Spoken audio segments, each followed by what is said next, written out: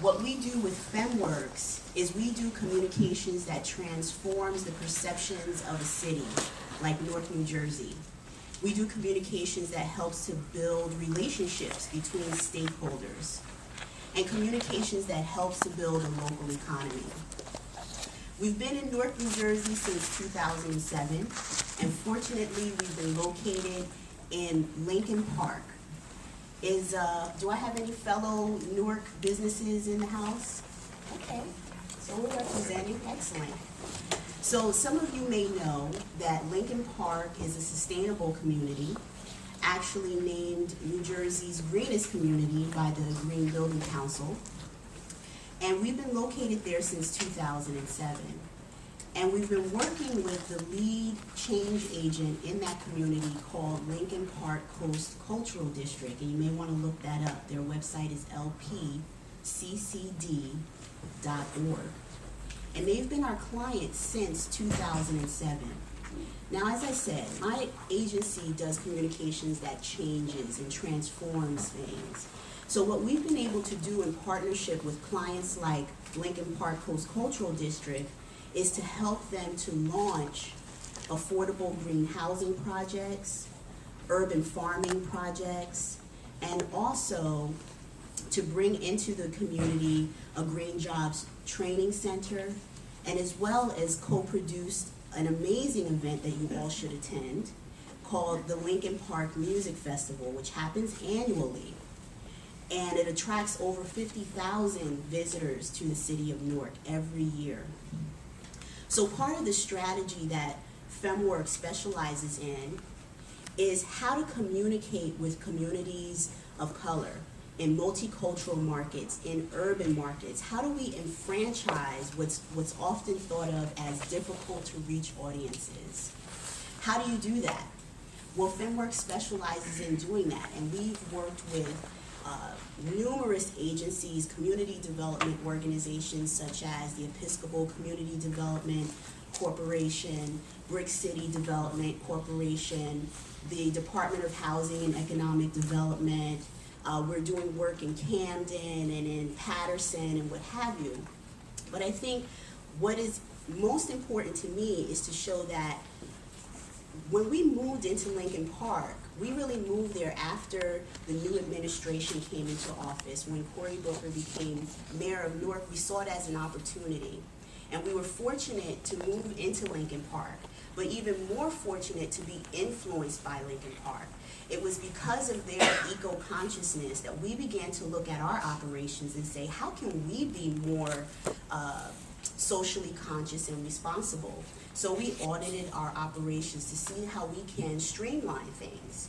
And by doing so, we realized that not only is it helping us be more efficient, but it's helping us be more profitable. So we took on an environmental consciousness as well as our social responsibility and of course our commitment to being a profitable business. And so that commitment has evolved over the years.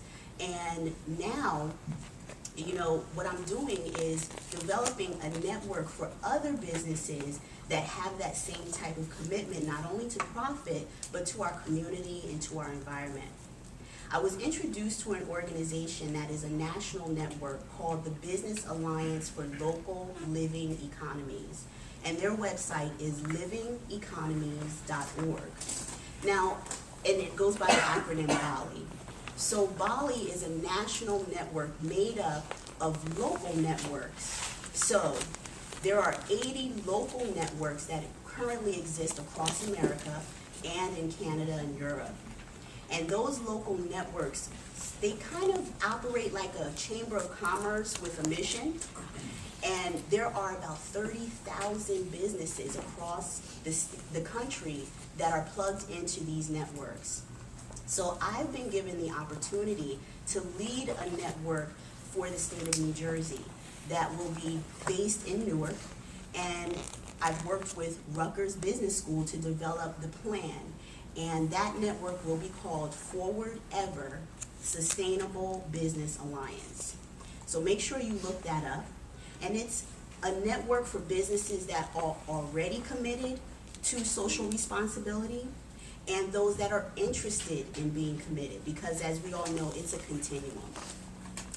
And I look forward to talking to you more about that. Now, also as a footnote, I did not bring cards with me. So my email address is kwilliams@FEMWORKS, that's FEMWORKS, LLC.com. Thank you.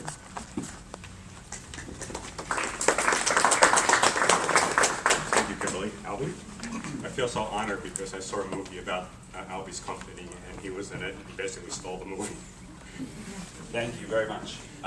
So TerraCycle is a company that's based in Trenton, New Jersey. We were founded in 2001 when our now CEO, Tom Zakes, dropped out of Princeton University to sell liquefied worm poop in a reused soda bottle. As unbelievable as that sounds, you can imagine the conversation with mom and dad. Hey, the Ivy League education is working out really well. I think I'm going to drop out and sell worm poop. Today, TerraCycle defines itself as an eco-capitalist company. And what we mean by that is the very things that make us sustainable, that make us a socially responsible company, also make us more profitable. Too often in entrepreneurship and capitalism in general, things like social responsibility and sustainability are looked at as costs, things that you have to do to satisfy consumers or shareholders or regulators. But really there is an opportunity, if you look at sustainability and social responsibility through the correct lens, that it can make you a leaner, meaner, and more profitable business. The way that we do that is by using garbage to make products. Today, TerraCycle collects around 60 different waste streams that otherwise are deemed non-recyclable. So while you can recycle your newspaper, your cardboard box, your aluminum can, your plastic bottle, most consumer packaging is non-recyclable. Think candy wrappers, chip bags, glue bottles, pens, tape dispensers, all of these things that use mixed materials. TerraCycle partners with major corporations, everyone from Elmer's Glue to Kraft Foods to Stonyfield Farm, to run consumer collection programs where we actually pay schools and nonprofits 2 cents for every unit of waste that they collect. So a school can earn 2 cents for every drink pouch or yogurt cup or pen or tape dispenser, or a church or a charity or nonprofit can earn money by simply collecting material that would otherwise go into landfill. TerraCycle then creates innovative processes to either upcycle or recycle that material into new products. Everything from Capri Suns that get turned into lunch boxes to things like cosmetics packaging or writing instruments that are turned into plastic lumber and railroad ties and paving stones, replacing the need for virgin material, diverting this material from the landfill, and educating kids about resource conservation and recycling. To us, that sustainability is key to everything that we do. By basing ourselves in Trenton, we're socially responsible. We're in an urban enterprise zone. We're providing jobs where very few exist these days, but it's also good for our business model. We get tax breaks. We're able to buy property very cheaply and renovate these factories. So it's good for our bottom line. It's also good for the community and society around us. By using garbage as a raw material, garbage is something that we all pay to get rid of. Through your taxes, by paying fees to your municipality, you pay to get rid of your garbage. So if you can use garbage as a raw material, here you have an opportunity to have a business model that has 2 revenue streams. You can get paid to collect the garbage, and then you also get paid at the end when you're processing that material into a new product or some sort of new recycled material. So we take social entrepreneurism very seriously, and one of the oldest quotes around business and capitalism is that necessity is the mother of all invention. And that's what makes sustainability so key to entrepreneurism. One of the major challenges that we'll face in the 21st century are environmental issues. And so that both creates a problem for us as a society, but it also creates opportunities for us as entrepreneurs. Moreover, small companies like TerraCycle and other environmental companies out there have the ability to make major waves of change in the marketplace as a whole. TerraCycle works with major corporations, and we're getting them to take CSR seriously for the first time, putting serious money into the end life of their packaging, something that these corporations have never considered before. We sell our products at Whole Foods, Wegmans, Target, Walmart, getting these companies to see that consumers want sustainable, responsible products is going to create opportunities for future entrepreneurs to also work with these major corporations. Another great example that I love to use is, people always talk about where does the responsibility lie? Is it governments? Is it corporations? Is it the consumers? One thing that I found very interesting is the case study of method cleaners. Method cleaners, also started by some young social entrepreneurs in around 2000, are non-toxic, very responsibly made cleaners that are made in America, packaged in recycled plastic. They got major shelf space at Target and soon got shelf space at Walmart as well. Almost instantly, major corporations like Clorox were putting out massive, massive lines of non-toxic products. Clorox, for the first time, was putting out somewhat responsible products. It wasn't because of government regulation. It was simply because they were losing shelf space at these major retailers. So as consumers begin to support and retailers begin to support these socially responsible products, other major established corporations will have to follow suit. And then both young entrepreneurs and established companies are taking a greener path to a more sustainable future.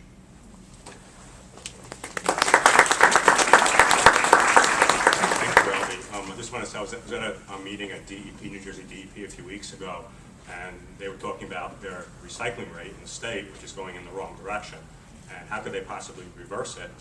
And in the different options they were considering, they didn't mention upcycling, which I think is the term that you guys use. I said, what about upcycling? You have a company in Trenton that does it. They said, oh, we know all about them, and we should. So I think as a policy entrepreneur, one of the areas that I think we need to extend this concept, I think there's a role there, and that's an example of it. Your turn. Thank you. Richard, tell us how you do social entrepreneurship in a sustainability context, and if you see any need for this field to grow. Sure. Hi, good morning. My name is Richard Charles, and I have two ventures that I'm going to talk to you about today. The one that's in the brochure is Rennergy LLC, and we are a turnkey renewable energy solutions provider. We're based in Newark, so when I heard Kimberlee talk about what she does in Newark, and I'm pretty good friends with the folks at Lincoln Park, and what she does in terms of wanting to promote a better city and the communications that goes in there, it speaks directly to what we're trying to do from, Rennergy's perspective. We are based in Newark for the simple fact that we believe in Newark. We believe that the city has a lot to offer, and from a renewable perspective, that there are instances where what we provide has direct benefit to the community there. We focus on solar in the U.S., and we do everything for solar. We do residential, commercial. We partner with larger companies for industrial and utility grade scale projects. We're also based in Barbados. Originally, that's where I'm from. And one of the big reasons for that is that there is an extremely high cost of energy down there. Without the need for subsidies, it's saving businesses over 40 to 50% off the bat for their energy needs. That, in effect, has a trickle effect on the population in which it serves. So for energy, we believe the real future for this is the grassroots adoption, the homeowners, the small businesses, because energy prices and costs have nowhere to go but up, right? We're kidding ourselves thinking that it's going to get cheaper to have a home and operate it and watch TV and wash your clothes and wash your dishes and operate businesses. It's going to get more and more expensive. So we need to take that aspect as much as possible out of the hands where it's not determined by the homeowner or the business owner. So that's why we believe and we need for the grassroots adoption on distributed energy generation, solar, fuel cell. There are several options. So part of what we're doing at Rennergy is also educating. We're going into schools, we're talking to students, we're demystifying the things about solar, the upfront costs, and how do I know it's working? I don't hear anything moving, and stuff like that. We are really engaged with the students. A little magic show. We put a solar panel in the sunlight, and the light comes on. We put a blanket over it, the light goes off. So that type of stuff. We believe that we need to educate everybody as much as possible about what they can do to help solve the rise in energy costs. Then I'm going to switch now to the other company that I have. It's called Eco Veggies, and we do indoor farming. We're an urban ag company. We simply grow produce inside of buildings. We are currently located at a pilot facility in St. Philip's Academy in Newark. Now, all raw materials, I was talking to some folks earlier, are the abandoned, vacated buildings in Newark that have been lost to the use of the public. So we've been going to these building owners and making proposals. We can grow inside of these buildings, and right now we're growing arugula, mescaline mix, we're growing baby romaine, we're growing komatsuna, funjan, these are all lettuces, right? We can grow broccoli, cauliflower. We can grow pretty much anything that doesn't require soil, like tubulars, carrots, and potatoes. We can grow anything inside the buildings. And here it is. We can grow in the communities that need access to healthy food. There was a study done by Brick City Development Corporation in Newark that they ran several farmers markets in these urban areas. And they ran them in the more affluent areas in Newark, and they ran them in the areas that were not so affluent. And in the less affluent areas, those farmers markets outperformed the ones in the affluent areas by 10 to 1. And they realized it's not as though the folks in those areas chose to eat wings and everything else that's right around the corner. It's not as though they made a conscious decision. I'm not going to eat healthy today. I am absolutely not going to. I'm going to just